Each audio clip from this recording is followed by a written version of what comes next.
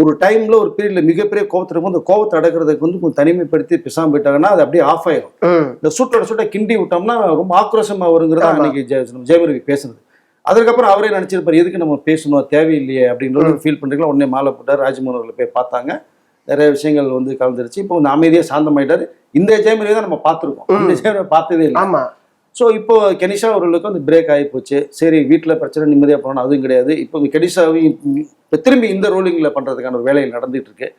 But சம்பவம் வந்து okay. அதனால இனிமேல் யாராவது ஆர்டிஸ்ட் இந்த மாதிரி கூப்பிட்டு ஒரு மேனேஜ்மெண்ட்ல ஈவென்ட் ப்ரோக்ராம் அவங்க ஏதோ தவறுதலா அங்க இருந்தவங்க ஈவென்ட் மேனேஜ்மெண்ட் பேசினதா ஒரு விஷயம் ஒன்று வந்தது இல்லை. உதாரணத்துக்கு அதாவது என்னுடைய ஸ்டேட்டஸ், அந்த ஸ்டேட்டஸை வச்சு ஒரு வார்த்தையை பயன்படுத்திட்டாங்க அப்படிங்கிற மாதிரிலாம் சொன்னாங்களே, அது உண்மையா சார்? அந்த மாதிரி இவங்களுக்கும் ஸ்டேட்டஸ் இருக்குல்லங்க. என்னதான் இருந்தாலும் இப்போ ரவி நீங்க கெனிஷாங்கிறத மிக்ஸ் பண்ணாம பார்த்தீங்கன்னா அவங்க ஒரு சிங்கர், பாடலேருந்து வந்தவங்க, அவங்களுக்குன்னு ஒரு வந்து ஹீலிங் தெரப்பி இருக்கு, அவங்களும் ஸ்டேட்டஸ் இருக்கிறவங்க தானே. நீங்க இப்போ அந்த மெரிட் பார்ப்பாங்கல்ல.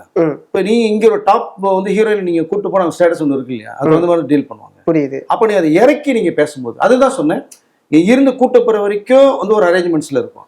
போனதுக்கு அப்புறம் அவங்களுடைய லைஃப் ஸ்டைல் வேற மாதிரி போகும், ஸ்பீச் வேற மாதிரி இருக்கும். அப்படிதான் இருக்கு, வெயிட் பண்ணுங்க ப்ரோக்ராம் பார்ப்போம் அப்படிமாக செய்வாங்க.